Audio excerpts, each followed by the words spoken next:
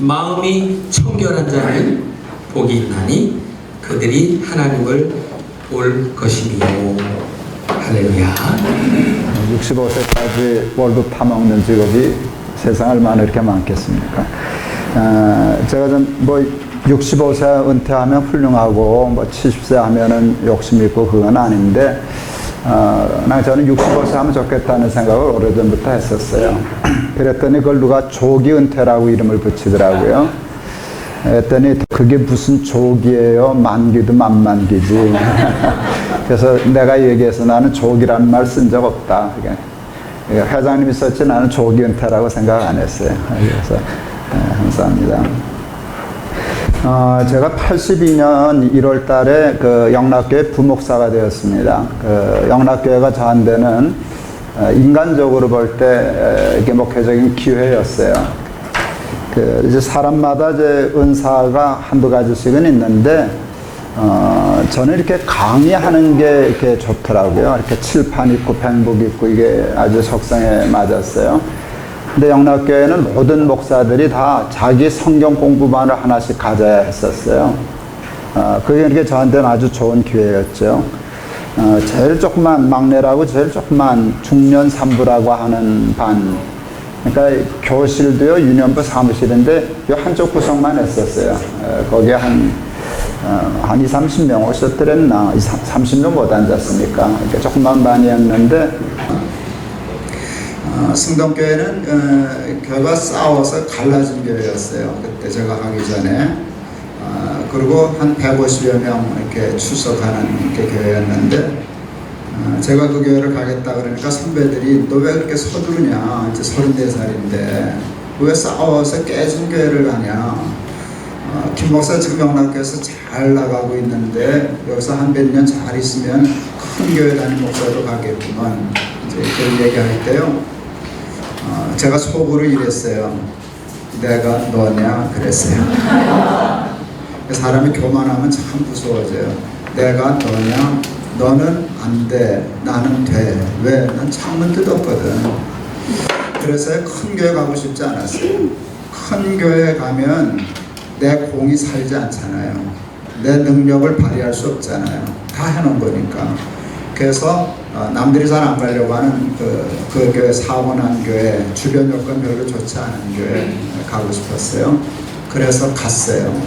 84년 6월 첫 주일날 부임해서 가자마자 제가 한 첫 번째 목회 프로젝트는 교인 배가 운동이었어요. 첫날 첫 주일날 154명 모였었는데 연말까지 300명 출석하는 게 만들자 하는 게 목표였어요. 저는 몰아붙이고 교인들 선동하고 하는 일을 꽤 잘하더라고요. 그냥 정신없이 밀어붙였어요. 새벽 기도회로부터 몰아쳐서 연말까지는 300명 하자. 그러니까 장로님들도 좋아하고 교인들도 좋아했어요. 젊은 목사님 모셔오니까 교회 살리겠다고, 교회 부흥시키겠다고 저 쌩 난리를 치는 게 좋아서 이렇게 코드가 맞았어요. 하나님이 내버려만 두셨으면 아마 300명 푹 넘었을 거예요. 근데 하나님이 안 내버려 두시더라고요. 어느 날 새벽 기도하는데 하나님이 저한테 시비를 걸어오셨어요. 한 분명한 시비였어요. 왜 300명이냐? 깜짝 놀랐어요. 칭찬하셔야 되잖아요. 응원하셔야 되잖아요. 젊은 목사 와서 교회 부흥시키겠다고 쌩 난리를 치는데 야, 너 잘한다. 내가 도와줄게. 너 틀림없이 300명 할 수 있어. 이쯤 돼야 되는데 하나님이 삐딱 하셨어요. 왜 300명이냐? 그래서 당황했었어요. 왜 그러시지? 새벽부터. 근데 자꾸 아무런 설명 없이 마음에 왜 300명이냐를 몇 번 물으셨어요. 그때 알았어요. 그게 무슨 말씀인가 하면 내가 언제 너보러 교회 부흥시키라 그랬냐? 깜짝 놀랐어요. 교회 부흥시키는 게 하나님의 뜻이라고 생각했는데 내가 너 교인들 돌보라 그랬지 언제 교회 돌보라 그랬냐? 그러고 보니까 하나님이 나한테 300명 하라고 하는 그 소명을 주신 적이 없더라고요. 나 혼자 그러는 것이죠. 그날 굉장히 중요한 걸 깨달았어요. 그래서 목회 시작하면서 담임 목회 시작하면서 굉장히 중요한 걸 깨달았어요. 평생 제 목회의 어떤 균형을 유지하는데 이렇게 중심을 유지하는데 이렇게 축이 되었던 깨달음인데요. 그게 내가 소명을 가장한 야망에 쏘갔구나 하는 걸 알게 되었어요. 하나님이 나한테 주신 소명이 아니었어요. 내 야망이었지. 300명 되고서 야 김동호 대단해. 저 싸워서 깨진 교회 힘든 교회가 아니니 가자마자 부흥시켜서 300명 모였는데 몇백 명 모였는데 이 소리가 듣고 싶었어요. 그래서 그날 하나님 앞에 회개했어요. 그리고 평생의 결심을 했어요. 다시는 내가 목회를 숫자로 하지 않겠다. 그리고 제가 영락교에서 꽤 교만해져 있었기 때문에 150명 교회를 교회라고 생각 안 했었어요. 150명을 우습게 여겼죠. 근데 그날 결심했어요. 내가 평생 150명 섬기다가 150명만 목회하다 죽어도 괜찮다. 교인들 행복하게 해줘야지. 그렇게 마음을 바꿨어요. 그리고 교인들 앞에서 이실직고를 했어요. 내가 나도 몰랐는데 이른 마음으로 내 야망으로 내 자랑을 위해서 목회하려고 하는 거 하나님 앞에 야단 맞았다. 그래서 교인 배가 운동 취소한다. 그랬어요. 그리고 모든 걸 다 없앴어요. 난 그러면 하나님이 나 300명을 하게 해주실 줄 알았어요. 그리고 교만한 얘기지만 그때 제 이렇게 오름을 탔기 때문에 교회 300명 되는 일이 그다지 어려운 일은 아니었어요. 하나님 막으시더라고요. 그건 신기하게 못했었어요. 그런 교인들 행복한 좋은 교회 만들어야지 마음을 바꿨어요. 그것 때문에 제가 평생 목회하면서 가장 큰 상을 그때 받았어요. 여러분 교회나 이게 선교지나 다 마찬가지인데 어디를 가나 목사에게는 천적이 있어요.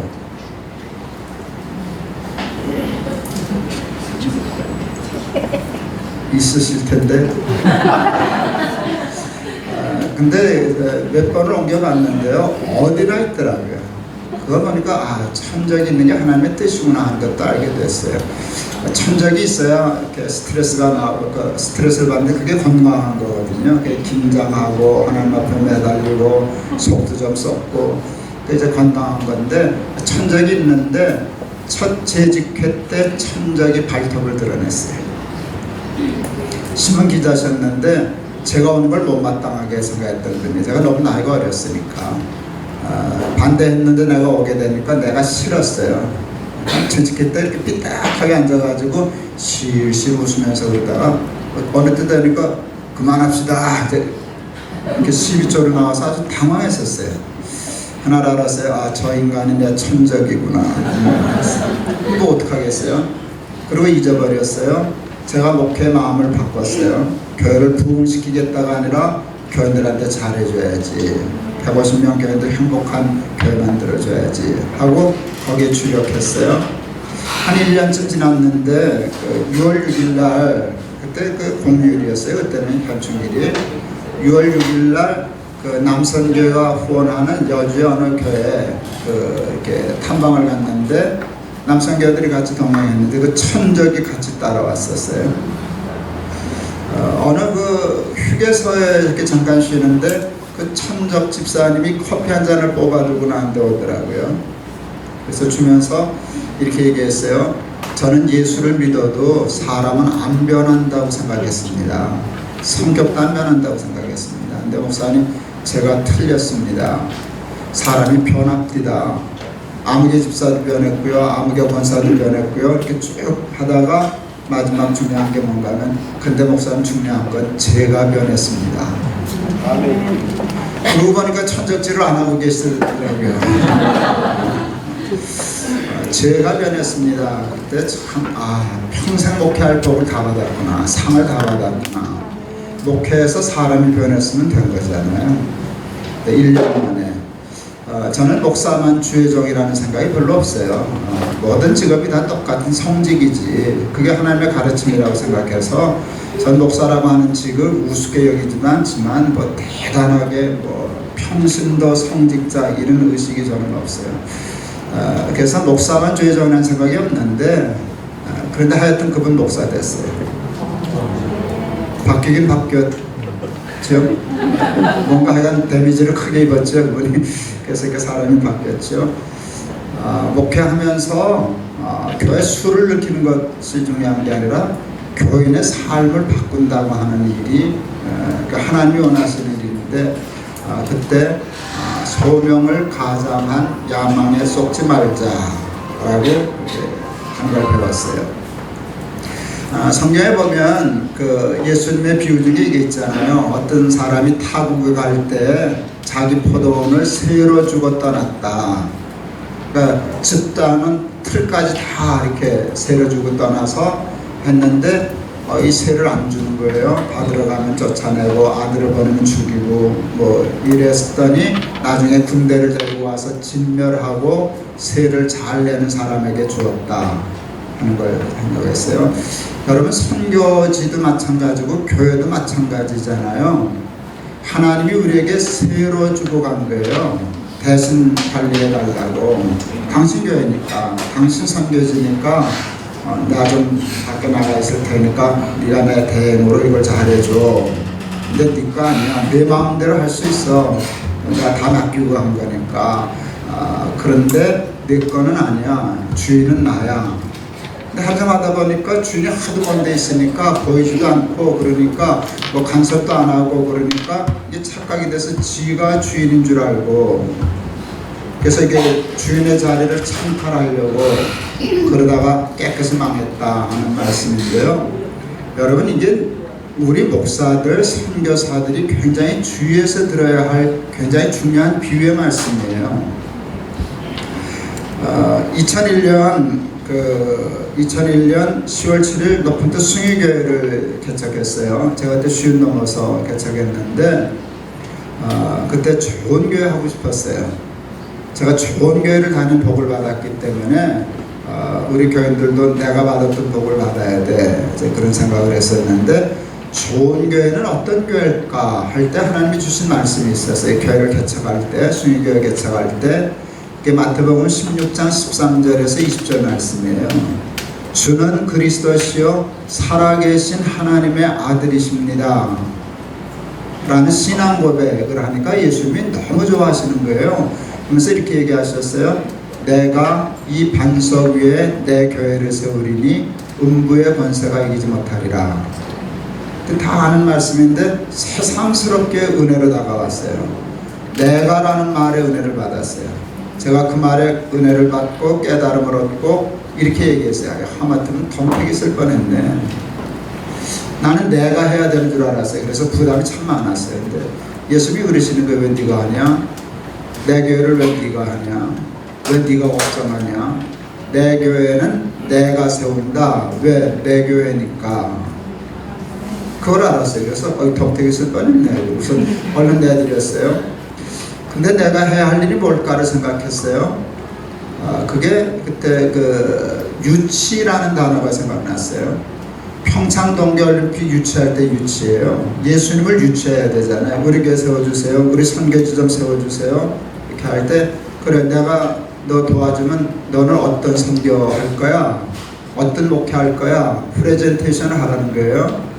그때 베드로처럼 하나님 그리스도시요 살아계신 하나님의 아들이십니다는 신앙 고백을 하는데 그 신앙 고백을 저는 이렇게 풀었어요. 하나님이 주인이신 교회를 하겠습니다. 하나님만 주인이신 교회를 하겠습니다. 제가 97년대 생사를 건 교회계획이라는 책을 쓰고 죽다 살았더래 썼었어요.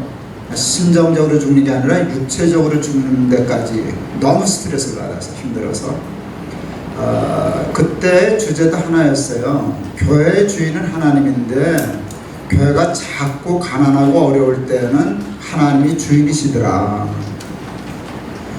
목사도 주인 노릇 안 하더라. 할 것도 없으니까. 장로도 주인 노릇 안 하더라. 그러니까 웬만하면 안 하려고 그러더라. 힘드니까. 근데 교회가 커지고 먹고 살만하고 대형 교회 되고 권력도 생기고 뭐 돈도 좀 생겨지니까 교회 주인이 많이 바뀌었어요. 하나님이 주인인 교회가 아니라 목사가 주인되고 장로가 주인되고 권사가 주인되고 돈 많은 사람 주인되고 오래 다닌 사람들 주인되고 그런 게 눈에 보였어요. 그래서 그걸 개혁해야 된다라고 생각했어요. 그래서 높은 뜻 순위교회는 사람은 절대로 주인 노릇 못하고 하나님만 주인이 되시는 교회를 하겠습니다. 이게 약속이었어요. 그리고 정관을 만들었어요. 개척을 하는 교회니까 그게 쉬웠어요. 새 판을 짜는 거니까. 그건 개혁이 아니라 그냥 새 판을 짜는 거니까. 헌집 고치는 건 힘든데 새 집 짓는 건 좀 낫더라고요. 그래서 정관을 만들었는데 그 정관이 좀 살벌해요. 근데 모든 왜 그렇게 했느냐고 물으면 답은 다 하나예요. 사람이 주인 될까봐 그랬습니다. 사람이 주인 노릇 못하게 하는데 그 정관의 정신이 있어요. 뭔가 간단히 얘기하면 이거예요. 원로 하지 않는다. 원로는 목사한테는 굉장히 좋은 제도예요. 노후를 보장해 주는 거니까. 그런데 위험해요. 그 보장해 주다가 잘못하면 죽을 때까지 주인 노릇할 위험성이 많아요. 그리고 실제로 그렇고요. 그래서 위험하니까 포기하자. 그래서 저는 원로제도 없애고요. 정년도 이제 65세로 하자. 오래될수록 힘이 세지더라. 그러니까 65세 정도 하자. 목사들이 없다면, 후배들이 없다면 뭐 80세까지라도 해야 되지만 후배들 많고 계속 올라오는데 자리 붙어잡고 넘어오는 거 좋지 않다. 65세로 하자. 그리고 목사들은 6년에 한 번씩 교회들에게 신임을 묻자. 위험을 빼는 거죠. 독재하는 걸 빼려고 하는 거고요. 그 다음에 세 번째는 장로들은 이게 직업이 아니니 6년만 하고 그만두자. 6년 단임제. 장로, 권사, 수집사 저희는 6년제입니다. 그러니까 힘쓸만 하면 잘리는 거죠. 지금처럼 그 세습 때문에 한참 신경 쓸 때였으면 우리 그 정관에 넣었을 거예요. 세습하지 않는다. 우리 교회는 담임 목사 세습하지 않는다라고 하는 그 정관을 넣었을 겁니다. 여러분 지금 세습이 문제되는데 여러분 세습은 왕국을 의미합니다. 목사님 그러시더군요. 자기 아들한테서 십자가를 물려주는 거라고. 양심 불량이다. 진짜 돌았나 미안하지만 돌으셨나 양심이 있으신가. 십자가라면 넘겨 줬겠냐. 여러분 선교지와 계시면 잘 모르시지만 여러분 대형교회 담임 목사의 고난이 얼마나 큰지 여러분 상상도 할 수 없습니다. 상상도 할 수 없습니다. 그리고 그 돈의 규모가 어마어마합니다. 저도 좀 큰 교회 있었잖아요. 여러분 그 돈의 흐름과 돈이 힘인데요. 그거 쉽게 남 못 줍니다. 그러니까 그 교회 주인이 자기가 되는 거거든요. 교회를 자기 왕국화하는 일이 참 많습니다. 이거는 소명으로 시작했다가 야망으로 끝을 내는 겁니다. 네, 여러분 선교지도 그 위험성이 있지 않습니까?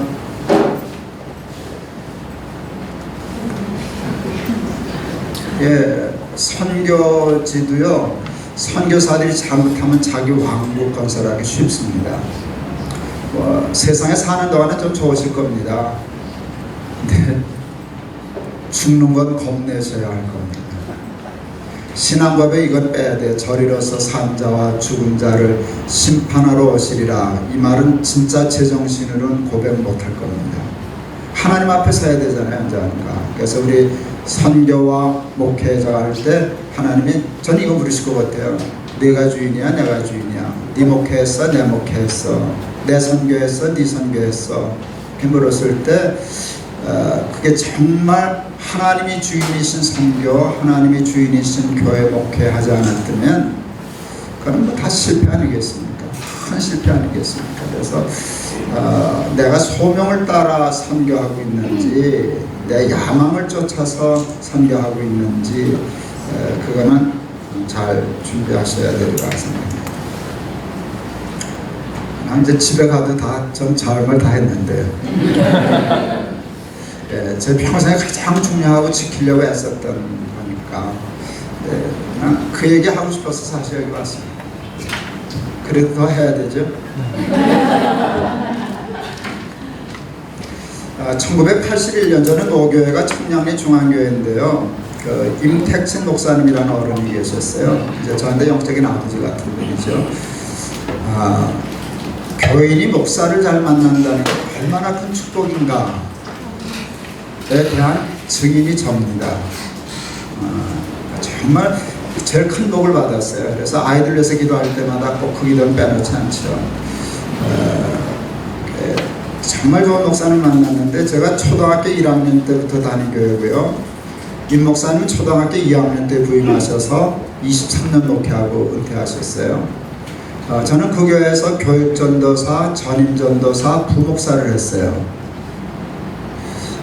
목사님은 저한테 부임을 맡기려고 그러셨더랬어요.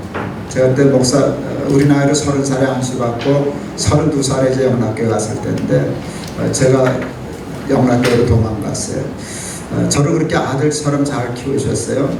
마지막 81년 12월 마지막 주일날 은퇴식 하는데 제가 사회에서 은퇴식을 했었어요. 그날 목사님의 은퇴사를 잊을 수가 없어요. 10초 정도 하시더라고요. 누가복음 17장 9절, 명한 대로 행하였다고 종에게 살해하겠느냐.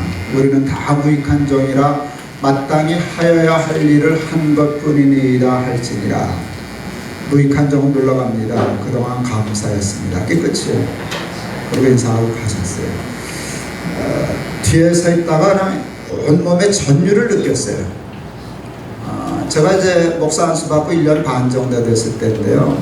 목회를 어떻게 해야지를 한참 고민해야 할 때, 저는 너무 충격이 커서 나도 저렇게 목회해야지가 아니라 나도 저렇게 은퇴해야지 하는 게 강한 충격을 들어왔어요. 35년 기다리고 벼르다가 작년 말에 은퇴했어요. 중요한 건 꼭 그렇게 했어요. 그냥 은퇴식 안 하고요. 은퇴식 안 하고 마지막 설교하고, 제가 이제 교회가 6개가서 파무에 있어서 이렇게 한 교회씩 돌아다니면서 마지막 설교하고, 그 다음에 설교 다 끝난 후에 누가복음 17장 9절 저도 읽고, 높은 뜻교회 목사에서 행복했습니다. 감사했습니다. 그리고 은퇴했어요.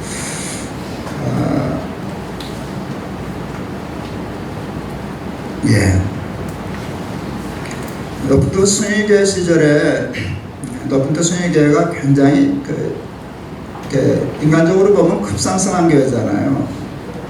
석 달 만에 1000명 모이고 뭐 그랬었으니까 기자들 많이 찾아오고 인터뷰 많이 했어요. 이렇게 상승 기류를 타는 때가 있더라고요. 어느 때가 되니까요, 날갯짓을 할 필요가 없어요. 그냥 떠 있으면 올라가더라고요. 그런 때가 있었어요. 제가 그게 숭의교회 개척했을 때예요. 그냥 올라가더라고요. 그냥 올라가는 건, 그러니까 그 서울대 수석 입학하고 좀 재수없게 인터뷰하는 친구들 있잖아요. 공부가 제일 쉬웠어요. 뭐 이런 그 생각이 나도 목회가 제일 쉬웠어요. 교회 공이 제일 쉬웠어요. 뭐 이런 소리. 이제 그럴 때였어요. 교인이 쏟아져 들어오고, 텔레비전 뉴스 늘 나가고, 교회 소개할 때마다 긍정적이게 소개할 때 저희 교회 나가고 그럴 때였어요. 그때 기자가 하나 와서 인터뷰를 했어요. 목사님 지금 목회 이렇게 좀 활발하게 하시는데 이제 나이도 이제 51살이고 그러니까 한참 때잖아요. 목사님이 가장 기도 많이 하시고 지금 그 목표하시는 목회가 뭐냐고. 그때 제가 숨도 안 쉬고 은퇴입니다 라고 얘기했어요. 그러니까 목사님 연세가 어떻게 되시는데요? 그랬어요. 그래서 51살입니다. 장난하는 줄 알죠. 51살에 무슨 목회 은퇴를 준비하냐고. 그래서 은퇴할 나이는 아닌데 지금부터 준비하지 않으면 은퇴를 할 수 없다고 하고, 제가 그때 그 친구에게 이렇게 얘기해 줬어요. 비행기를 타면 국내선은 15분 전에, 국제선은 45분 전에 아나운스먼트가 나온다. 이제 착륙을 준비하겠습니다. 벨트 매시고 이러다가 서서히 승객들이 느끼지 못할 그 정도로 조금씩 낮춰서 김포 인천공항에 착륙하는 거거든요. 그렇죠? 이게 시간이 걸려요. 착륙하는데 시간이 걸려요. 만일 인천공항에 와서 착륙하겠습니다 하는 건 추락이거든요. 제가 그때 얘기했어요. 지금부터 착륙을 생각하지 않으면 무한정 올라가는데 사탄은 나를 띄울 거라고 틀림없이 무한정 올라가게 할 텐데 나중에 내려오지 못해서 죽을 겁니다. 지금은 내가 벌써 나이가 이렇지만 내 후임을 생각하고 후임을 키운다는 말이 잘못해가 있지만 내가 올라갈 힘을 나는 도리어 내려가고 그를 키워서 올리고 이래야 연착륙이 되고 리더십 체인지가 되고 그러는 거라고 그렇게 얘기했어요. 여러분 그 에베레스트나 이런 그 등산가들이 그 생명을 걸고 올라가잖아요. 죽기 살기로 올라가잖아요. 얼마나 힘들어요. 많이 실패하기도 하고 죽기도 하고 그러는데 그리고 이렇게 생명을 걸고 고지에 그 올라가서 정상에 올라가서 몇 시간 있다 내려오게요? 몇 시간 있다 내려오게요? 몇 시간 있으면 죽어요? 몇 시간 있으면 죽어요? 아마 몇 분도 못 있을걸요? 길어도 10분 있을까? 그냥 태극기 꽂고 만세하고 이러면 그냥 내가요 바쁘거든요. 내려와야 살거든요. 내려오는 게 올라가는 것보다 훨씬 더 어렵거든요. 그래서 사고는 올라갈 때보다 내려올 때 많이 나거든요. 근데 여러분 목회도 그런 거 아닐까요? 올라가다가 사고 나는 게 별로 없어요. 내려오지 못해서 죽는 거거든요. 근데 자기만 죽으면 괜찮은데 교회를 죽여요. 교인들을 죽여요. 선교의 길을 막아요. 하산 준비를 안 했기 때문에 내려오지 못하기 때문에 그래요. 그러니까 일을 할 때 어느 시점을 정점으로 꼽고 어느 때는 처음부터 내려가면 안 되잖아요. 올라가야 내려오는 거니까. 지금은 열심히 올라가야 되는 때야. 그리고 이때부터는 나는 이제 내려가야 돼. 이 타임을 놓치면 대부분이 은퇴 타이밍을 놓쳐서 연착륙을 하지 못하고 그러니까 이 땅에 발을 못 디디고 이렇게 돌아가시는 분들이 참 많아요. 그거는 모든 인생에도 다 마찬가지고 교회도 마찬가지인데 저는 선교도 마찬가지라고 생각해요. 그래서 은퇴하는 날 갑자기 은퇴 얘기하면 안 되죠. 저희 노래 꽤 한 10여 년 전에 목사님 은퇴하시고 저와 같이 잠수할 기회가 있었는데 김 목사 은퇴식하고 다음날 일어나니까 갈 데가 없어. 그래서 내가 속으로 미안하지만 웃었어요. 할아버지 그걸 그날 아시면 어떡하나. 그건 정해져 있는 건데 은퇴하면 갈 데 없다는 건 그건 당연한 일이고 정해져 있는 일인데 그걸 알고 준비를 했어야 되지 않냐. 그러니까 준비가 없으니까 죽도록 충성하는 것만 알고 사실은 거의 일 중독이거든요. 근데 일 중독이 되는 중요한 요인 중에 하나가 소명이 아니라 야망인 경우도 많거든요.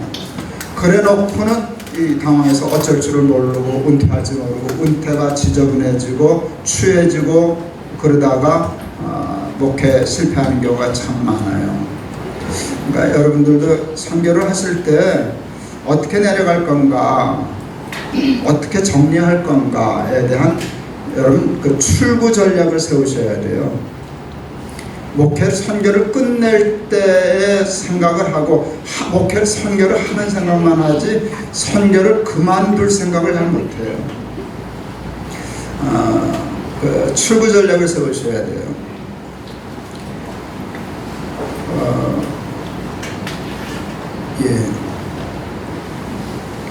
어떤 전략들을 세워야 되나? 사람을 키우는 전략을 세우셔야 돼요. 숭의교회가 꽤 많이 부흥을 했어요. 이제 숭의여자대학을 빌려서 했는데 제가 늘 생각을 해보니까 이제 봐야 되잖아요. 앞을 지금 당장만 보면 안 되고 5년을 어떻게 되나 10년을 어떻게 될 건가 이게 이제 리더들이 해야 할 일인데 이 캠퍼스 안에서는 몇 명까지 목회를 할 수 있을까 하니까 한 5,000명까지 맥시멈 5,000명을 수용할 수 있는 공간이에요. 5,000명도 좀 벅찬데 버틸 수 있는 한계를 제가 5,000명으로 봤어요. 근데 그때 숭의교회가 이렇게 성장하는 속도나 이렇게 템포를 보면 5,000명은 넘어갈 거라고 예측을 했었어요. 그러니까 5,000명이 넘어갈 수 있겠다.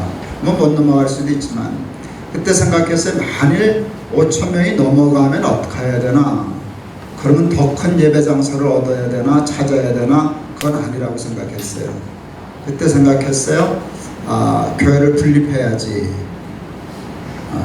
이 이상은 안 하고 그 다음엔 한 1,000명씩 교인들을 이렇게 해서 분립해야지 하는 생각을 했어요. 그건 별로 저한테 어렵지 않았어요. 그렇게 큰 욕심 없었으니까. 그런데 그걸 알았어요. 교인들이 물건이 아니잖아. 내가 떼줄 수 있는 건 아니잖아요. 자기들이 나가면 모르겠지만 너 나가. 뭐 이렇게 지 맘대로. 이거는 폭력이거든요. 그래서 교인을 아까워서가 아니라 떼줄 수 없다는 걸 알게 됐어요. 안 나가면 그만이니까. 교회 선택의 권리는 교인에게 있잖아요. 제가 동안교회 처음 담임 목사가 됐을 때 다른 교회에서 오신 교인들을 받지를 않았어요. 등록을 아예 안 받아줬어요. 난 그게 양심적이고 훌륭한 거라고 생각했어요. 근데 어느 교인이 등록을 안 받아주니까 제 앞에서 통곡을 하고 그랬어요. 그럼 우리는 어쩌란 말이냐고. 목사님이 지금 내가 다니던 교회를 다녀보시라고. 그날 제가 회개했어요. 내가 건방졌구나. 교회를 받고 안 받고 할 권리가 목사와 교회에 없어요. 가라고 할 권리도 없고 오지 말라고 할 권리, 오라고 할 권리도 없고. 난 그래서 이동원 목사님, 이찬수 목사님 욕심 없어서 그러시죠. 등록 안 받는다고. 난 그래서 그거는 헌법 위반이라고 내가 생각했어요. 그럴 권리가 이찬수 목사님한테 없어요. 이동원 목사님한테 없어요. 우리 교회에 있는 게 아니에요. 그거는 교인에게 있는 거예요. 그래서 제가 그때부터 그거 풀었어요. 그래서 등록받고 그랬는데 말이 좀 딴 데로 샜는데요. 내가 마음대로 떼줄 수 있는 건 아니니까. 그래서 이런 생각이 들었어요. 내가 떼줄 수는 없어도 교인들이 어느 목사 좋아서 나가면 되지 않나. 그래서 기도를 그때 이렇게 기도했어요. 하나님, 저한테서 교인들 한 1,000명씩 뺏어갈 수 있는 목사 넷만 주십시오. 이게 기도였어요. 2008년 9월 7일 하나님이 교회를 넷으로 분립하라는 마음을 주셨어요. 거기다 좀 얘기할 기회가 있을지 모르겠네요. 그게 중요한 해법이었어요. 저 교회가 그때 문제를. 그거 참 좋은 방법입니다. 넷으로 나누려고 할 때 하나는 내가 그래도 담임 목사 할 줄 알았어요. 아직 그 정년이 안 됐으니까. 근데 하나님이 담임하면 안 된다 그러셨어요. 왜 그러냐 그랬더니 네가 담임하면 교회가 안 흩어질 거 아니냐. 그래서 제가 그때 담임 목사 포기했어요. 그냥 은퇴할 때까지 네 교회 설교만 돌아가면서 하는 거로 이렇게 하고 버티다가 이제 작년에 은퇴했는데요. 그날 보니까 4명이 있더라고요. 교회를 맡길 수 있는 4명이 있더라고요. 저희 교회가 분립에 굉장히 성공한 교회입니다. 5천 명일 때 흩었는데 지금 한 10,000명 출석하거든요. 그러니까 제가 흩을 때보다 곱절이나 교회가 성장했거든요. 한 교회도 몸살이 없었습니다. 뭐 갈등이 있거나 다툼이 작은 것들은 있지만 재채기는 좀 했겠지만 자리 펴들고 몸살하는 교회가 한 교회도 없었습니다. 그리고 뿌리 내려가지고 분립해서 뿌리 내려서 그냥 쫙 큰 교회입니다. 참 쉽지 않거든요. 왜 그랬는가 하면 준비된 4명의 목회자들이 있었기 때문에. 교인들이 제가 목회를 그만두겠다니까 섭섭해했지만, 그러나 우리 교회가 하는 일이 옳은 일이고 근사한 일이라고 하는 일에는 동일했어요. 그리고 좀 섭섭한 것뿐이지만 그 다음에 중요한 건 아무개 목사님이라면 할만하다. 솔직히 김 목사가 나는 조금 더 좋지만 나 때문에 온 교인들이니까. 그런데 목사님 빠지겠다는 것도 옳은 생각이고, 그러니까 섭섭한 감사하는데, 그렇다면 다른 교회 가는 것보다 이 목사님하고 가서 교회 하는 게 훨씬 낫겠다. 그래서 한 명도 안 흩어지고, 안 흩어진 게 아니라 교회가 더 개척하는 그 다음, 분립하는 그 다음날 교인이 부흥했어요. 저는 계산을 잘못했어요. 내가 담임 목사를 안 한다 그렇게 하면 한 2,000명 줄 거라고 생각했어요. 제가 안식년 1년 갔을 때 내가 설교 안 한다고 1,000명 줄었던 교회거든요. 그러니까 아예 담임 목회를 안 하면, 설교를 안 하면 한 2,000명은 줄 거라고 생각해서 하나님께 기도했어요. 3,000명은 남겨주십시오. 그랬는데 분립한 다음 주일 나가니까 6,000명 와 있더라고요. 1,000명이 더 늘었어요. 그 왜 그랬는가 하면 가끔 빠지던 교인들이 정신 차리고 교회가 오기 시작했어요. 우리 교회 좋은 교회야. 또 우리가 이렇게 빠지면 위험해. 그래서 교회가 더 탄탄해지는 그런 결과를 가졌는데 은퇴 준비란 뭐 여러 가지도 있지만 교회를 맡길 후배, 후임자를 키우는 거예요. 그게 은퇴 준비인데 다행히 저는 얽힘에 하나님 앞에 기도하다가 나한테서 1000명 교인들 뺏어갈 목사 내주십시오 했는데 그 넷이 딱 준비되어 있어서 할 수 있었어요. 그 넷을 어떻게 준비했나? 저희는 교회 제도를 담임 목사, 부목사 제도가 아니라 좋은 제도가 하나 있어요. 전임 목사라는 제도가 있어요. 담임 목사, 전임 목사, 부목사예요. 부목사는 저한테 속한 목사가 아니라 전임 목사를 보좌해주는 목사예요. 저한테는 부목사가 없어요. 그러니까 그 부목사는 그 청빙할 때나 뭐자 할 때 제 권한이 없어요. 그건 그 전임 목사가 하는데 교육, 뭐 선교, 행정 이렇게 다 전임 목사가 있는데 전임 목사는 담임 목사하고 대우를 똑같이 했어요. 봉급을 제가 많이 받았죠. 왜? 저는 호봉이 높은, 저희 호봉제하거든요. 그러니까 부목사의 그 월급 베이스하고 담임 목사, 전임 목사 베이스는 좀 달라요. 호봉이 더 다르고. 그런데 베이스는 똑같았어요. 그러니까 우리 전임 목사가 내 나이가 되면 나하고 똑같이 받는. 그러니까 담임 목사 대우를 했고요. 사무실을 저하고 똑같이 배정했고요. 사무실에 있는 그 책상, 의자, 이 소파를 장로는 뭐로 사오라고 하면 나하고 다른 거 사올 테니까 제가 가서 저하고 똑같은 거 갖다 놓고, 그래서 교인들에게 모든 역할이나 저기를 이분은 부목사가 아니고 담임 목사다 하는 인식을 줬어요. 다 성공하진 않았어요. 여러분이 이분인가 했더니 아니고 또 다른 데 가고, 그런데 마지막에 딱 4명이 살아남아서 지금 교회를 잘 하고 있어요. 그래서 출구 전략을 짤 때 여러분의 선교지를 맡기고 떠날 수 있는 여호수아 프로젝트죠. 여호수아 프로젝트가 은퇴를 준비할 때 가장 중요한 사역 중에 하나다라고 할 수 있어요. 양재동에 있는 어느 미션스쿨의 그 여자 중고등학교인데 설교를 갔어요. 사실 고등학교 예배를 갔는데 갈 때 소문을 들었어요. 중학교 교장 장로님이 선생님들에게 존경받는 교장이다 하는 얘기를 들었어요. 학교 선생님들 교장 존경 잘 안 하거든요. 그게 쉽지도 않고. 그래서 신기하게 생각하고 제가 예배 끝나고 그 장로님 좀 만나서 같이 차 한 잔을 마셨는데 평생에 잊을 수 없는 좋은 교훈을 얻었어요. 저는요, 있으나 마나한 교장 되려고 힘씁니다. 그리고 있으나 마나한 사람 그냥 가만히 있으면 되지 뭘 힘써요. 근데 그분이 얘기하는 건 없어서는 아니 될 사람 다음 얘기를 하고 계시더라고요. 그러니까 그분의 리더십은 없어서는 아니 될 사람이 되는 게 아니에요. 그거를 넘어서, 그러니까 고지를 정복한 후에 내려온 걸 얘기하는 거예요. 그래서 내가 있으나 마나한 목사가 되어야 되겠구나, 내가 없어도 되는 목사가 되어야 되겠구나 하는 걸 알게 되었어요. 저희가 학교를 빌려서 그 예배를 드렸기 때문에 건물이 없어요. 근데 사무실하고 교육관은 건물을 하나 빌려야만 했어요. 저희가 그 명동에서 남산 올라간 쪽이기 때문에 임대료가 엄청 비싼 동네예요. 매월 세를 내는 게 너무 아까워서 이럴 바에야 은행 융자 얻어서 건물을 하나 사는 게 낫겠다. 그래서 건물을 하나 사기로 했어요. 마침 좋은 게 나와서. 은행 융자를 한 30억 정도 받아야 했어요. 그때 저희 교회 교세나 재정으로 봐서 30억이 그렇게 부담스럽지는 않았어요. 그래서 쉽게 융자 받을 수 있을 거라고 생각했어요. 은행에게. 근데 안 주더라고요. 퇴짜를 넣고. 왜 그러냐 그랬더니 신용이 없다고 그러더라고요. 그래서 내가 이 양반이 정신 나간다. 우리 교회 몇천 명, 3천 명인데 1년 예산이 수십억인데 그걸 신용이 없다고 어떡해. 내가 만났어요. 왜 그러냐 그랬더니 엉뚱한 얘기를 해요. 순회교회는 석 달 만에 1000명 모였다죠. 네. 목사님 때문이죠. 예. 그랬더니 그분이 이렇게 얘기했어요. 한 사람 때문에 석 달 만에 1000명 모이는 교회는 그 사람만 잘못되면 한 달 만에 무너집니다.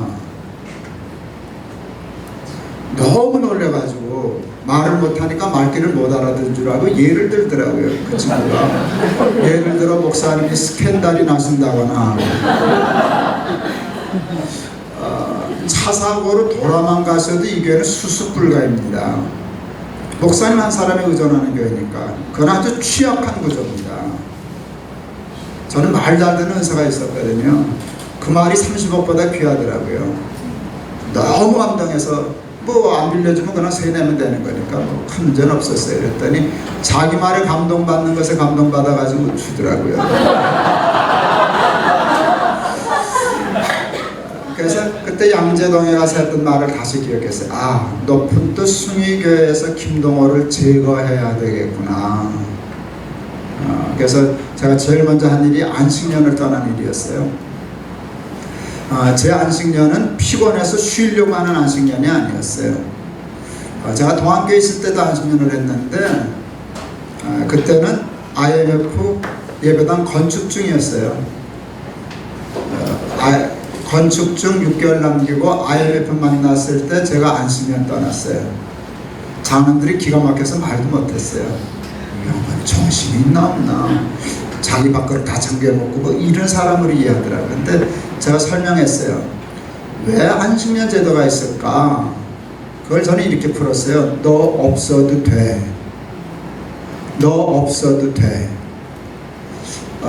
농사 짓다 보면은요, 하나님의 은혜를 사는지 지 노력으로 사는지가 오락가락하고요. 이제 점점 자기 공, 자기 능력 과시하게 될 때 하루 쉬어봐. 그래도 먹고 살잖아. 그러니까 먹고 살고 일이 되고 한다는 게 당신에게 달려있다는 것을 전적으로 깨닫게 하는 기간이 안식년이에요. 손 놓고 아무것도 안 하니까. 그렇게 깨달으니까 이게 동안교회 그 안식년 타이밍이 나한테 기가 막힌 타이밍이더라고요. 나도 장로님도 교인도 누구도 절대로 내가 없으면 안 되는 상황이었거든요. 그때는. 근데 그때 제가 발 뻗고 안 갔어요. 장로님들도 그 말을, 제가 말을 잘하니까 홀려가지고 주셨어요. 전화도 한 번 안 했어요. 안식년 하는 동안에는 전화도 안 걸었어요. 나한테 뭐 의논할까봐, 뭐 결정하라 그럴까봐 내팽개쳤어요. 교회 잘 지었게요, 못 지었게요? 잘 지었어요.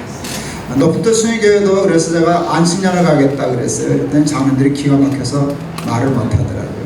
제가 한 주일씩 설교를 안 하고 그랬었는데요, 매달.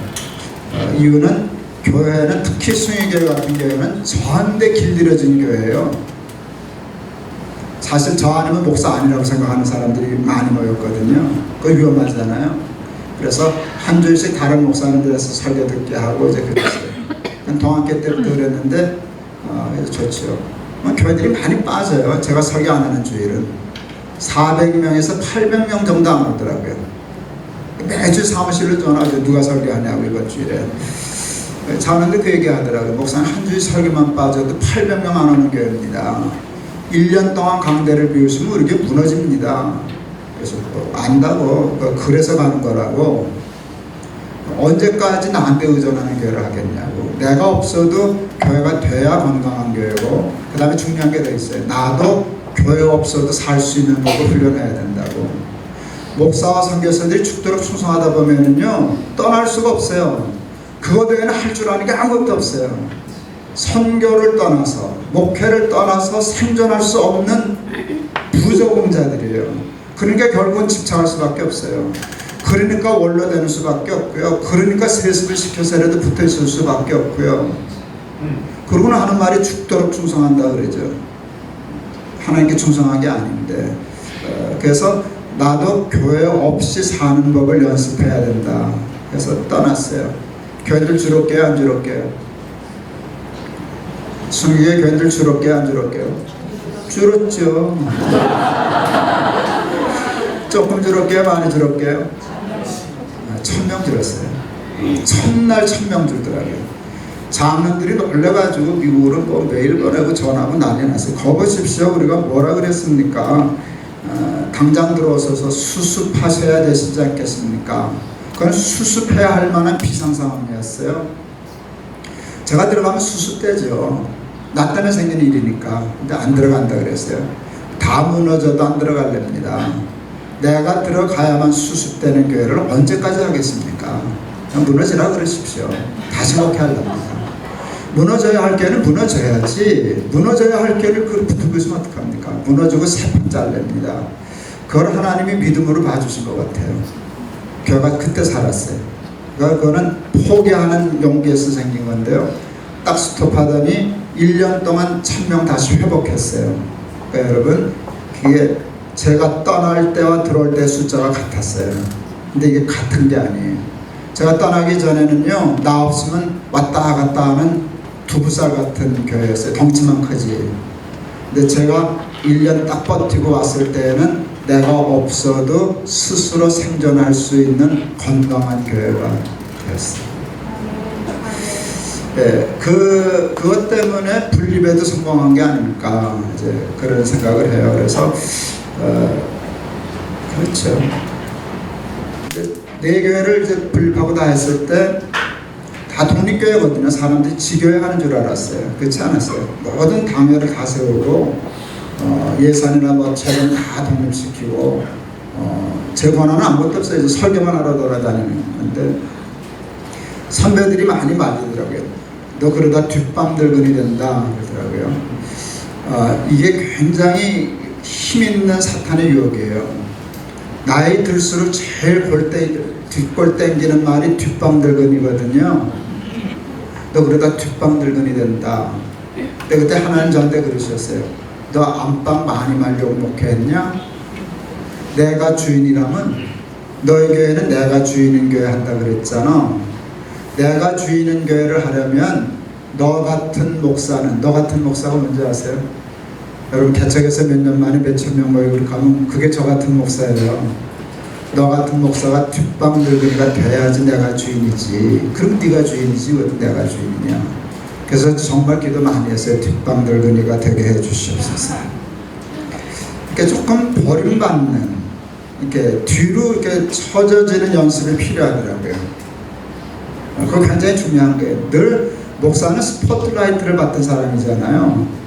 여러분 목사라는 직업을 사회학적으로 직업 분류할 때 어디로 집어넣는지 아세요? 연예인으로 분류합니다.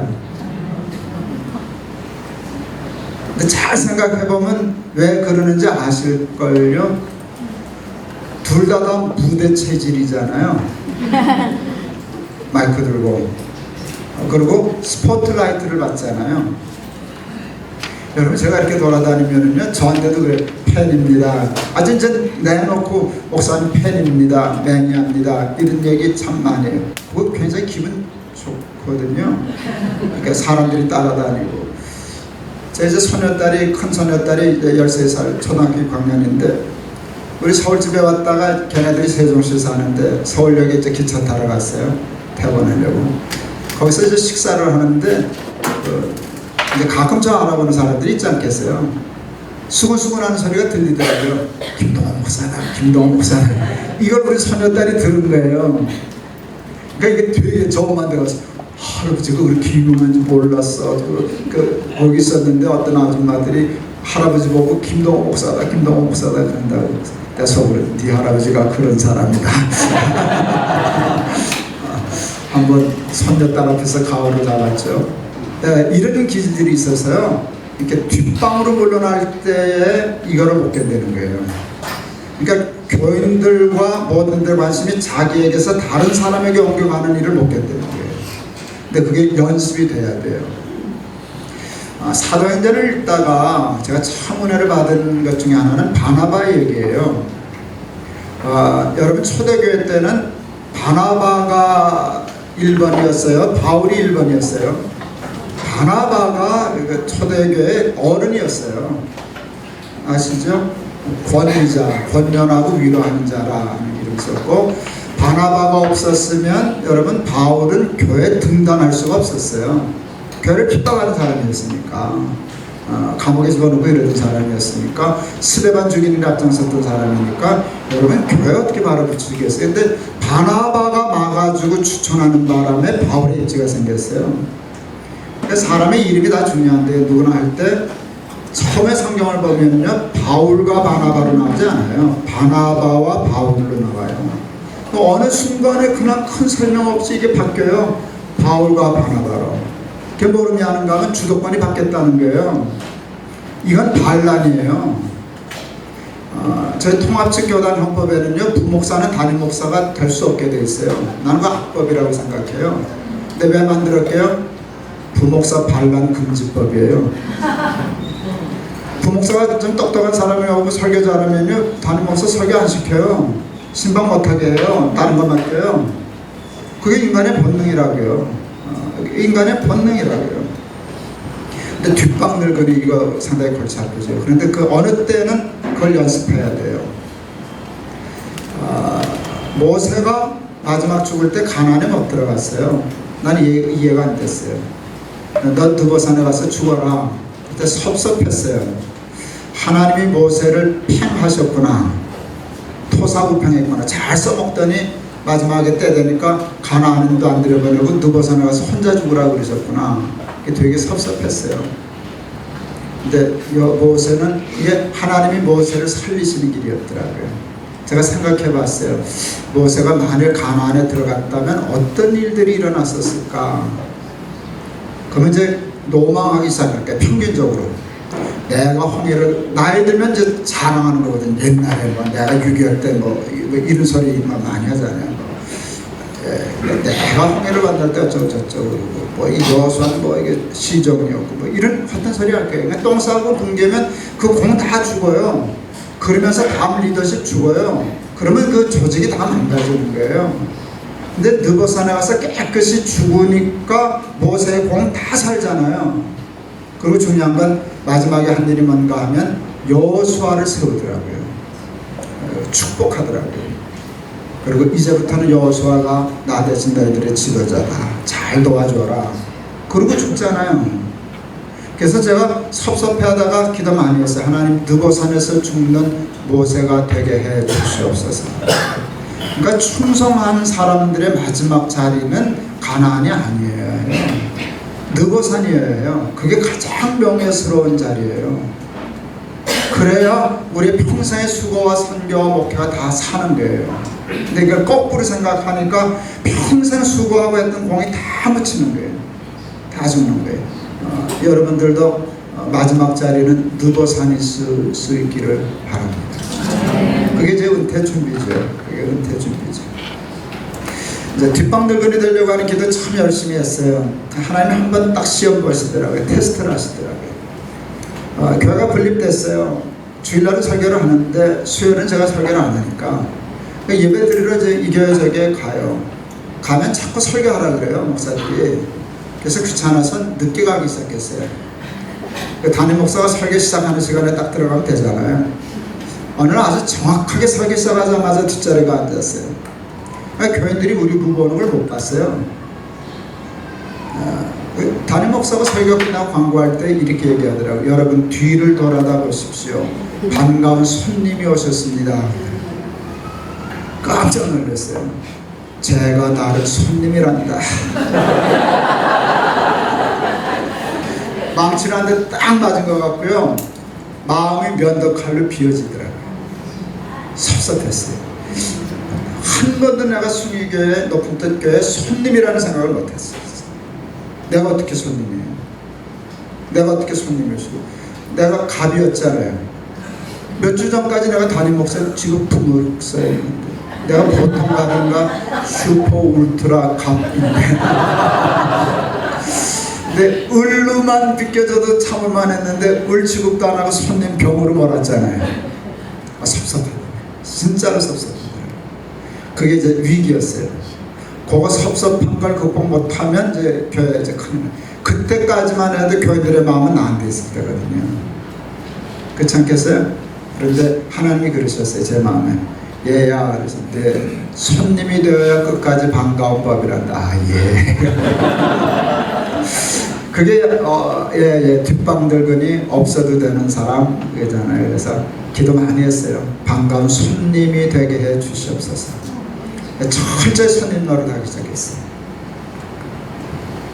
그랬더니 하나님이 약속 지키셨어요. 반가워해주기 시작했어요. 우리 후배 목사들에게도 내가 목회 위협을 안 주니까 뭐 이래저래 간섭 안 하니까. 작년에 은퇴식을 제가 안 한다니까 우리 후배 목사들이 그러면 마지막으로 여행 같이 가자고 담임 목사들이 일본에도 교회가 하나 있어서 7교회거든요. 그러니까 담임 목사 7명 부부가 저희까지 해서 이제 베트남 여행을 갔었어요. 저는 졸업여행이라고 이름을 붙였고 우리 후배 목사들은 제가 좀 그렇지만 효도 여행이라고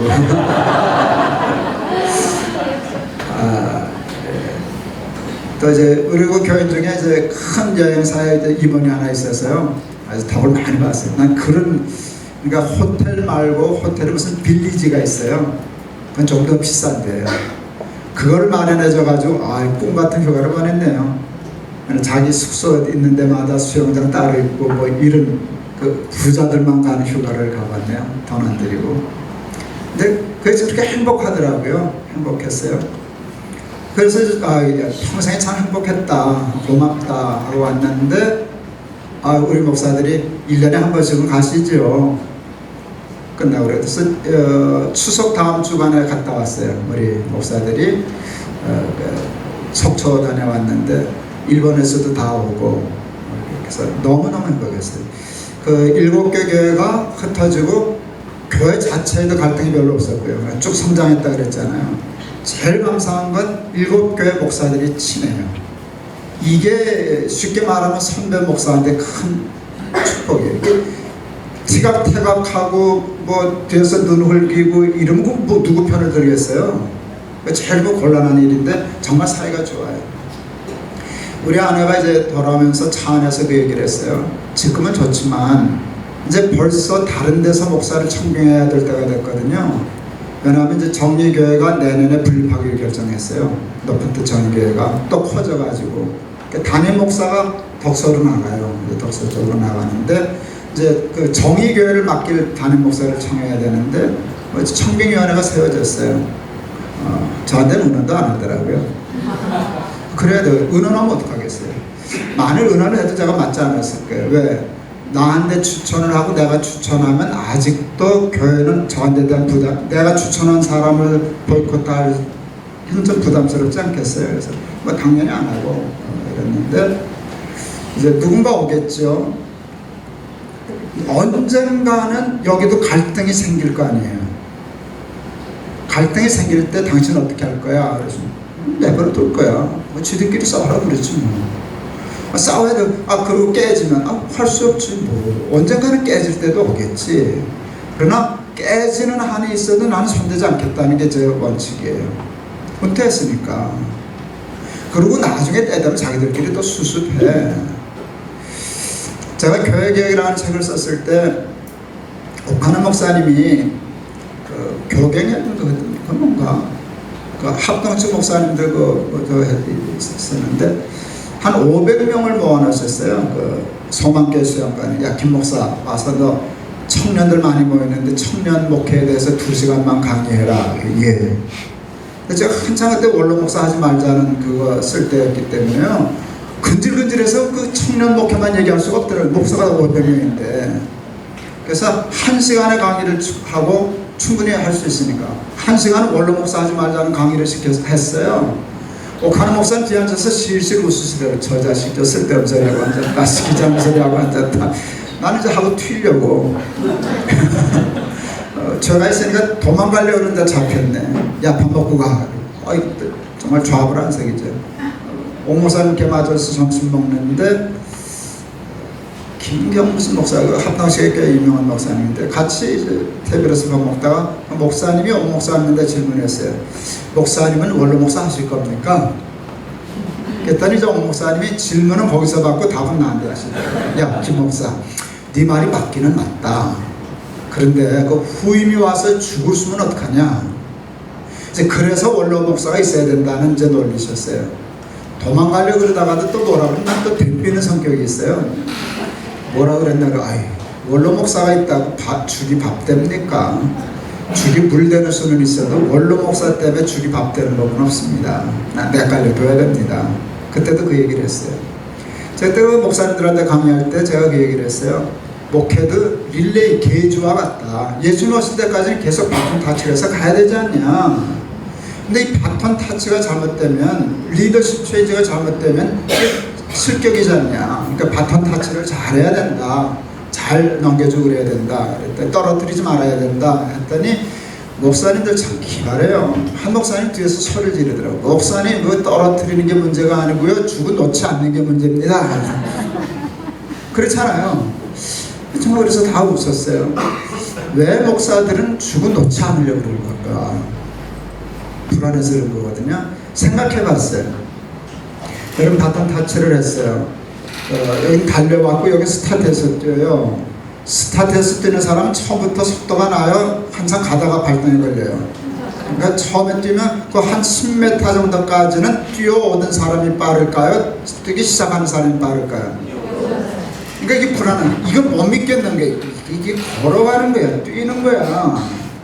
답답하니까 내가 좀 도와줄게. 이게 저 원래의 심정이에요. 근데 저는 그때 놔야 이긴다는 거예요. 놔야 한 5m, 10m 가면 그 다음에 속도가 붙는다는 게, 내가 붙잡고 있으면 5m는 빨리 뛸 수 있는데 나머지 90m는 못 뛴다는 거예요.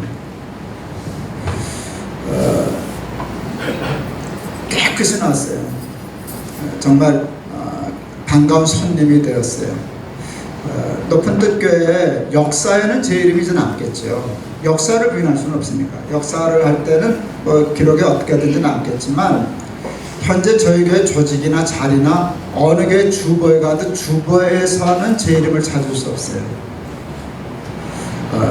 완전히 내려놨어요. 깨끗이. 그러니까 사무실도 다 당연히 비우고, 비웠지. 그리고 재단 하던 일, 학교 하던 일, 대개 이제 목사님들은 은퇴하면서 이제 원로니까 그러긴 하겠지만, 교회는 신자에게 맡기고 사업은 기도원이나 선교나 재단 일은 이제 그 원로 목사님들이, 제가 말이 험해서 죄송합니다, 꿰차고 앉아 있는 경우가 많은데 그건 은퇴가 아니라고 생각했어요. 그래서 학교도 재단, 저희가 재단이 교회만큼이나 커졌거든요. 그래서 다 미리미리 다 정리해서 해놓고 나름대로 은퇴 깨끗하게 잘 했어요. 뭐 전별금 뭐 아무것도 없이 정한 대로 퇴직금 그냥 10원짜리까지 딱 계산해서 그거 받고 했어요. 그랬더니 조금 아쉬워요. 제가 잘 나갔고 잘 살았었으니까 갑자기 줄을 내니까 좀 힘들더라고요. 근데 연습 많이 했어요. 제가 이제 은퇴하기 몇 년 전에 아내한테, 여보, 우리 교회는 원로제도 없잖아. 그치? 나 은퇴하면 월급 안 줘. 당신 한 달에 얼마면 살 수 있겠어? 를 물었어요. 그때 우리 아내 아무렇지도 않게 설거지 하면서 150만 원이면 충분히 살지 뭐. 예. 제가 큰 교회 목사입니다. 근데 그게 고맙더라고요. 150만 원이면 살지 얘기 안 하고 충분히 살지 그랬어요. 근데 저도 살 수 있어요. 150만 원으로 살기를 좋아하는 건 아니에요. 150만 원으로 살게 해주시고 그런 건 기도 안 해요. 그럼 뭐하러 기도하겠어요? 절대로 그렇지 않아요. 그렇지만 사실은 뭐가 실력인가 하면, 여러분 150만 원 갖고는 못 살면 어떡하겠어요? 살 수 있어야, 살기를 원치 않지만 그렇게 되면 살 수 있어야 그게 실력 아니겠어요? 뭐 그럼 자동차 집어치우고 지하철 타고 다니면 되는 거지 뭐. 살 수 있었어요. 근데 150만 원은 제가 충분히 좀 되거든요. 왜? 연금만 해도 그건 넘으니까. 아직은 저희 통합청은 교단 연금이 괜찮거든요. 지금 한 200만 원 주더라고요. 그리고 저는 이제 세금을 처음부터 내서 국민연금이 나와요. 그것도 처음부터 넣어가지고 많이 넣었기 때문에 국민연금으로서는 아마 제일 많이 받는 거. 나와서 150만 원 정도 받아요. 국민연금 150만 원, 거의 끝일 거예요. 다 합치면 350만 원인데, 이제 70세 되면 조금 더 준대요, 청해연금이. 5년 일찍 했다고 5년치를 깎아서 줬거든요. 그래서 이게 회복되면, 이게 쓸데없는 얘기해서 다 했네요. 연금만 해도 한 달에 한 400만 원 되면 우리 마을에 150만 원을 산다 그랬는데 그거 죽을 때까지 400만 원 연금 받을 수 있는 사람이 어떻겠어요? 그러니까 그러면 충분하니까 교회로부터 뭐 쓸데없는 욕심 안 부리고 추태 안 부리고 고맙습니다. 잘해줘서 고맙습니다. 잘 살았습니다 하고 끝낼 수 있었어요. 은퇴를 하려면은요, 저는 뭐 큰 교회고 여러분 아시다시피 저 책도 많이 썼고 돌아다니면서 집회도 많이 했으니까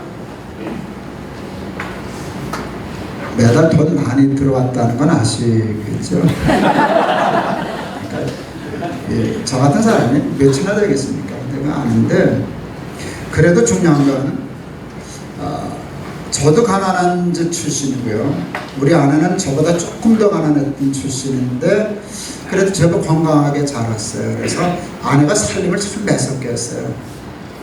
쓸 때 있는 돈은 아끼지 않아요. 써야 할 돈은. 저희가 이렇게 가난에 쪄들리진 않았으니까 저희는 어디다 돈을 안 아끼는가 하면 안전, 건강 이거는 돈을 써요. 제가 꼭 10년 됐네요. 10년 전부터 골프를 시작했어요. 제가 30년 차 당뇨병 환자거든요. 미국에 한 10년 갔는데 그때 미국에 유학 와 있던 큰아들놈이 나하고 의논도 안 하고 내 방에다 골프채를 놓고 갔어요. 아버지 골프 하셔야 살아요. 제가 그때 당뇨 아주 위험한 때였거든요. 이제 고비에 있을 때. 아버지 1년 동안 딴 일하지 마시고 매일 엄마하고 골프 치러 갔어요. 제가 운동하는 거 되게 좋아하거든요. 갔더니 미국 골프 돈 안 들더라고요. 그리고 뭐 캐디 없고 눈치 볼 것도 없고 그냥 둘이 가면 되더라고요. 그래서 1년 열심히 골프를 했더니 저한테는 그게 제일 좋아요. 매일 걸으니까. 그런데 아직도 한국은 골프가 비싸잖아요. 요즘도 이제 싼 데가 나오기 시작했어요. 찾으면은 18홀에 한 6만 원 주고 칠 수 있는 데가 있어요. 아주 멀리 가면. 이제 그런 데 가죠. 그래도 돈이 꽤 드는데 골프하는 돈은 안 아껴요. 리밋이 있지만 저희 계산은 병원에 갖다 주는 것보다는 그게 낫다. 골골하다가 병원에 갖다 주느니 거기다 갖다 주고 병원에 갖다 주지 말자. 이제 그런 거. 그러니까 골프 친다 그러다 욕도 바가지로 먹었죠. 내가 욕 먹어도 우리는 옳다고 생각하면 욕하고 안 하는 게 중요하잖아요. 내 생각에 판단이 옳다면 그거 해요. 젊었을 때 차 사고로 죽을 뻔해가지고 그냥 전차를 타고 다니는 한이 있어도 가능하면 차는 좀 큰 차를 타잖아요. 이제 그런 게 있어요.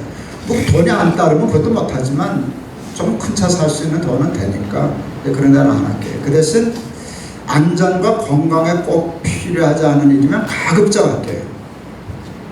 그래서 뭐 소파, 식탁 이거 30년 다 된 것들인데 그건 그냥 쓸만하면 쓰는 거죠. 그래서 굉장히 이제 돈 좀 아껴 쓰는데 아내가 저축을 참 잘했어요. 우리 아내 주머니에는요, 지갑에는요, 돈 3만 원이 없어요. 3만 원 이상 생기면 은행으로 가요. 늘 은행에 집어넣어요. 왜? 불편하고 쓰는 데서 불편하려고.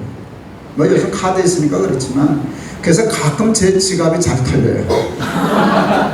제 지갑은 언제나 돈이 있으니까 늘 털리는데 하여간 그 살림 잘 잘해서 저축을 해서 제가 노후에 교회 폐 안 끼쳐도 교회 뭐 달라 소리 안 해도 추태 안 부려도 될 만큼 해줘서 감사해요. 저 그래서 그 선교사님들에게도 후배 목회자들에게도 만나면 저는 꼭 저축하냐 물어보고 저축하라 그래요. 근데 사람들은 저축하는 거를 믿음 없는 행위로 보더라고요. 지방의 꽤 큰 교회 목사님이 참 대단한 분이에요. 그분은 월급 주는 거, 또 어디 가서 강사비 받는 거, 인세 받는 거, 다 무조건 쓰고 남는 돈을 매달 정산해서 교회다 바치는 거예요. 장로님 한 분이 꽤 오래전인데 목사님이 하도 저축을 없이 사니까 목사님 그러지면 안 된다고 그때 금융실명제 되기 전인데 매달 100만 원씩 적금 드는 거 그를 자기가 들어서 첫 달을 물고 통장 만들어서 사모님 다음 달부터 사모님이 내라고 적금 드셔야 된다고 이 목사님 받아가지고 찾아가지고 그 다음 다 교회다 내고 말았어요. 제가 뭐라 그래서 목사님 그러면 안 된다고, 나중에 교회 패기친다고. 그분 아들하고 우리 큰아들하고 거의 같은 해 같은 달에 장가 갔을 거예요. 한번 갔더니 그 교회 장로들이 자랑하더라고요. 목사님 결혼식에 1억 부주했다고, 교회에서. 내가 그래서 거보라고 그랬어요. 거기는 교회가 1억을 주지 않으면 아들 결혼을 시킬 돈이 없어요. 돈이 한 푼도 없는 집이니까, 준비가 없으니까. 거보라고. 다른 교인들도 그 경제 그 부주 1억씩 하냐고 그러겠죠? 당연히 아니죠. 그때 우리 아들 우리 교회에서 부주 얼마 줬게요? 높은 뜻은 교회에서 담임 목사 아들 결혼식에 교회가 부주 얼마 했게요? 20만 원 했어요. 왜 20만 원 했게요? 그게 교회가 정한 거예요. 그러니까 목사도 그렇고 모든 교회인데 결혼식 하면 우리는 20만 원 교회 이름으로 나가요. 그런데 나는 다 준비, 우리 아들, 내 아들이니까 내가 준비해서 해야지, 내 아들을 왜 교회가 돈을 줘서 그러냐. 그러니까 저축을 안 해서 그런 거죠. 연구할 거 연구하고, 선교할 거 선교하고, 살림할 거 살림하고, 저축할 거 저축하고, 이 구분이 없어놓으면 이게 나중에 그러면 교회 원로 되는 수밖에 없잖아요. 교회가 생활비 줘야 되는 수밖에 없잖아요. 그러지 말고 교회로부터 독립하라는 거예요. 은퇴는 독립하는 거니까. 제가 어느 개척교회 가서 젊은 목사 부부에게 그 얘기를 했더니 그 사모님이 쉽게 말하면 발끈한 거지. 발끈한 게. 목사님은 큰 게 목사니까 가능하시죠. 우리는 먹을 것도 없어요. 우리가 어떻게 저축을 합니까? 나도 만만치 않죠. 우리 아버지가 학교 수의셨거든요. 그때 한 달 월급이 쌀 한 가마 반이었거든요. 지금으로 계산하면 한 달에 한 지금 화폐 가치로 30만 원 미만 수입이었어요. 그때는 다 그랬어요. 근데 우리 어머니 그 돈 모아가지고 집 샀어요. 우리 어머니 한 가마 반 월급 받아가지고 모아서 집 샀어. 저축은 그런 거야. 새끼 먹을 수 새끼 먹냐 그랬더니 새끼 먹죠. 두 끼만 먹어. 새끼들이 있는데 지금 그렇게 여유 없는 사람이 어떻게 새끼를 먹어? 두 끼 먹으면 안 죽어. 두 끼 먹고 한 끼는 다 물려서 저축해야 돼. 그게 성경에 있어. 7년 흉년 때 7년 풍년 때 7년 흉년을 대비하라는 게 하나님이 요셉에게 주신 지혜야. 7년 풍년이 뭔지 알아? 작든 많든 꼬박꼬박 매달 월급 들어오는 때가 풍년이야. 은퇴하면 그거 안 들어오잖아. 그때 저축해놔야지. 선교사님들 돈 없죠? 그래도요, 정말 은퇴를 위해서는 저축하셔야 돼요. 노대책하셔야 돼요. 교회 보러 은퇴한 후에 뭐 달라 그러면 힘들어져요. 힘들어져요. 정말 힘들어져요. 그 다음에 불행해지고 추해져요. 가능한 한 그냥 해결하세요. 해결하시고 정한 대로 그냥 새끼들 자기를 짓든가. 자식도 보는 거야. 누가 뭐라 그러겠어요. 교회나 의지하지 말고 뭐 평생 성교하고 그랬는데 교회가 돌아보니 안 돌아보니 해봐야 괜히 입만 아프고 마음만 상하고 그럴 필요도 없는 거고. 그래서 이렇게 은퇴 준비하시기를 바랍니다. 예.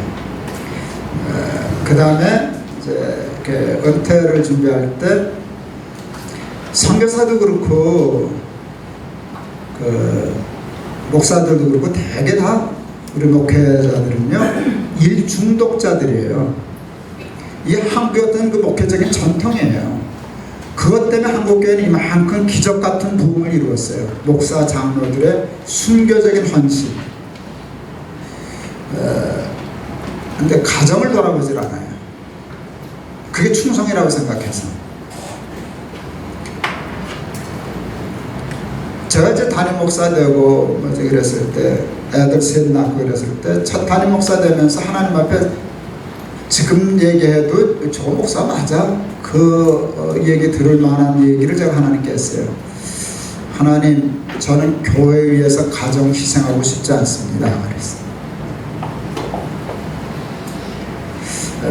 내가 목회 열심히 하겠지만 나는 가정 돌보고 목회하렵니다. 하나님 아이 셋 주셨는데요. 셋만 잘 길러도 하나님 50% 남는 거지 않습니까? 둘이 만나서 셋을 잘 길렀으면 50% 남는 건데 하나님 아시겠지만 50% 남는 장사 그렇게 많지 않습니다. 저도 일 열심히 했어요, 여러분. 방아 뜬까뜬까 놀고 게으름 부리진 않았어요. 그래도 아이들하고 놀고 가정 이건 굉장히 투자 많이 했어요. 특히 아내가 많이. 이제 아들 셋인데요. 아들 셋, 며느리 셋, 손주 5이 됐네요. 저는 해마다 여름에 휴가 가요. 가족 휴가를 가요. 올 여름만 못 갔어요. 뭐 시간이 안 맞아서. 그래서 결국은 추석 연휴 때 결국은 갔다 왔어요. 제가 이렇게 이런 얘기를 저 페이스북에 쓰면은요, 저는 뭐 다 가거든요. 이렇게 되면 나는 너무 좋잖아요. 뭐 아들, 며느리, 손주 데리고 다니는 게 이게 보통 팔자가 아니잖아요. 어떤 부모들은 뭐 마음 놓고 아들, 딸네 집에 가지도 못하는데 눈치 보고. 근데 그 했더니 어떤 분이 댓글에 이렇게 썼더라고요. 목사님은 좋으시겠죠. 며느리도 좋을까요? 그러더라고요. 며느리도 좋을까요? 당연한 말이죠. 아니, 며느리들은 시집이 싫어서 시금치도 안 먹는다는데 그 시집에 휴가 쫓아다니는 게 얼마나 그러겠어요. 근데 여러분 모르지 우리 그 며느리들 어떤지 모르겠지만 이거는 있어요. 작년에는 우리가 제주도를 갔거든요. 우리 손녀딸이 제주도를 가고 싶어 해서 돈 많이 들거든요. 그런데 우리 아내는 그것을 위해서 1년 동안 전략해요. 그 돈 작년에는 12명이 갔는데 우리 둘째가 결혼을 안 해서 주일날 저녁에 떠나서 토요일날 돌아왔으니까 아주 빡센 여행이었어요. 계획 다 짜가지고 갔었어요.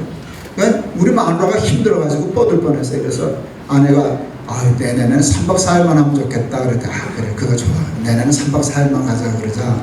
그러니까 우리 아내가 아들 며느리 다 있는 데서 내년에는 3박 4일 정도 가면 어떻겠느냐 그랬더니 며느리 둘이 0.1초도 안 걸려서 소리를 지르더라고요. 안 돼요 어머니 힘들어요. 여러분 그러면 우리 며느리들이 끌려다니는 게 아니라는 증명되지 않았어요? 정말 그렇거든요. 근데 이게 공짜로 생기는 게 아니에요. 이게 지금 제가 누릴 수 있는 최고의 축복 중에 하나거든요. 은퇴 후에 아들 늘 품 안에 있고 품 안에 자식이라는데 이 컴박 따라서 미안합니다. 제 자식이 품 밖을 나간 적은 아직도 없어요. 마마보이는 아니에요. 하지만 제 아이들은 제 품을 안 떠났어요. 늘 친구 같아요. 지금 이제는 친구가 아니라 이제 지가 보호자예요. 이제 그때는 내가 보호자였는데 이제는 지들이 내 보호자라서 나를 자꾸 이제 끼고 돌아요. 되게 기분 좋아요. 며느리하고 사이 좋아요. 손주들하고 너무 사이 좋아요.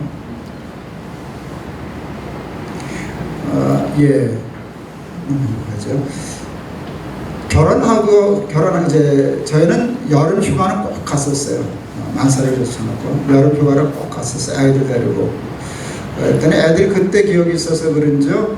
지금도 뭐 좋은 일 있으면 뭐 해주랴, 뭐 상 뭐 주랴 하면 하루라도 여행 가요. 이게 이제 애들의 말이에요. 그러니까 엄마 아빠하고 여행 가는 일이 즐거운 일이다 라는 데 성공했어요. 그 쉽지 않잖아요. 중학교만 가도 그냥 다녀오세요. 안 따라다니잖아요. 우리는 중학교, 고등학교, 대학교가 지금까지 이렇게 다녀요. 큰아들이 결혼했어요. 이제 벌써 10몇 년 됐는데 결혼하고는 당연히 지들끼리 휴가 갈 줄 알았죠. 신혼인데. 근데 이 자식이 어느 날 오더니 아버지 성공하셨네요. 그래요. 왜? 그랬더니 요엘이가 같이 가재요. 우리 며느리가 요엘인데. 성공하셨네요. 우리 마누라하고 좋아가지고 할렐루야 소리를 지어서 할렐루야 그랬죠. 그래서 이제 작전을 했죠. 한 번은 예의상 같이 가자 그럴 거다. 요때 잘하면 내년에도 갈 수 있다. 우리 아내가 참 감사하고 지혜로워요. 며느리가 시집이 편해야 우리가 행복한 거거든요. 그래서 여러분 이 다음에 여기 아들 가지신 분들은 며느리 한번 참고해 보세요. 우리 며느리는 절대로 우리 집에 와서 설거지 못해요. 부엌에 못 나가게 해요. 시집은 너희들이 와서 쉬는 곳이다. 설거지 할 일이 우리 아내가 힘들면 아들을 시켜요. 이거 와서 며느리 여기 와서 좀 쉬어. 우리 큰 며느리가 미국 유학 가기 전에 우리 아들 가기 전에 1년 반 우리 집에서 살다가 왔는데 그때 대학원 다녔어요. 그래도 시집이니까 아침에 지가 일어나서 밥 한다고 아니요 못하게 해요. 또 공부하는데 바쁜다면 언제 너는 그냥 이게 나중에는 깨워야 일어나더라고요. 깨워야 일어나는 거예요. 그러니까 이게 지가 딸인 줄 아는가 보다. 딸까지는 한 번 그래도 못 가요. 그래서 시집은 시집이지만 여러분 아침에 시어머니가 깨워서 어머니가 해주는 밥 먹고 학교 다닐 정도 되면 이게 마음의 문이 열리는 거예요. 그러니까 휴가 같이 가자 그런 거는 휴가 갈 때 절대 며느리 일 안 시켜요. 휴가는 노는 것이지 일하는 게 아니거든요. 그렇잖아요? 그럴 때 그러니까 우리 추석에 뭐 안 해요. 그러니까 추석에 며느리 셋이나 되니까 어머니 뭐 하고 할까요? 아무것도 못하게. 뭐 하나는 너 시금치 무쳐라. 그거 하나예요. 너는 뭐 하라고. 둘째는 면제제. 시집은 얼마 안 돼가지고 면제. 그러니까 부담 없죠. 시집에 오는 일이 부담 없어요. 오면 노는 거예요. 휴가를 갈 때 우리 아내가 계획을 짰어요. 그래서 모든 비용을 아꼈어요. 다 준비해서 가고요. 어마어마한 상금을 준비해서 놀이를 개발했어요. 빙고 게임을 하기 시작했어요. 그래서 1등으로 나오면 3만 원씩 주기 시작했어요. 밤새 그렇겠어요. 돈이 걸렸으니까. 하나님의 은혜로 우리 큰 며느리가 돈 제일 많이 땄어요. 시험 들지 마세요. 하루 저녁에 40만 원 땄어요. 우리 며느리 너무 좋으셔서 어머니 내년에 또 해요. 웃었어요. 넌 걸렸다. 걸렸다 그랬어요. 그래서 가능한 한 이렇게 놀아요. 그리고 이제 손녀딸도 마찬가지. 애들하고 잘 놀아요. 잘 놀아요. 마음껏 사랑받고 할머니 할아버지 집에 오는 일이 즐겁고 제가 여기 우리 부회장님 제가 다이돌핀 프로젝트라는 걸 시작했거든요. 꼭 아시는 분 계십니다. 선교사들 휴가 보내주는 운동하기 시작했습니다. 휴가 갈 돈도 없거니와 돈이 있어도 못 가잖아요. 가족들 데리고. 그래서 하는데 가정이 깨지면 선교사들의 가정이 그렇게 원만해요. 자녀들하고 특별히 힘든 경우가 참 많아요. 그렇게 되면 나중에 은퇴가 참 힘들어져요. 그래서 자녀들하고 좀 사이좋게 지내고 꼭 돈이 있어야만 쉬는 건 아니거든요. 놀 줄을 몰라서 그런 거죠. 그래서 여러분 놀이를 개발하고 부부 사이에도 놀이를 개발하고 손녀딸하고 며느리하고 저희는 큰아들 집 가면 포커해요. 근데 이제 은퇴하고 지금 저는 아직 고스톱을 한 번 못 해봤는데 그저 배우려고 그래요. 굉장히 좋은 놀이 같아요. 특히 돈이 걸리면. 예. 우리 친구 장로 하나, 정말 친구 장로는 손녀딸한테 지금 고스톱 가르치더라고요. 그리고 페이스북에 올려요. 그리고 자기 엄마 조금 치매기가 있는데 이 치매 할머니가 고스톱도 잘 쳐요. 그러니까 아들, 우리 친구 아들, 우리 친구 며느리, 며느리도 우리 친구거든요. 우리 후배. 교회에서 자라났으니까 할머니 앉아가지고 고스톱 치는 거 이렇게 나왔는데 그런 놀 줄을 몰라요. 목사들, 선교사들이 놀 줄을 몰라요. 일만 할 줄 아는데 근데 노는 것을 배워야 돼요.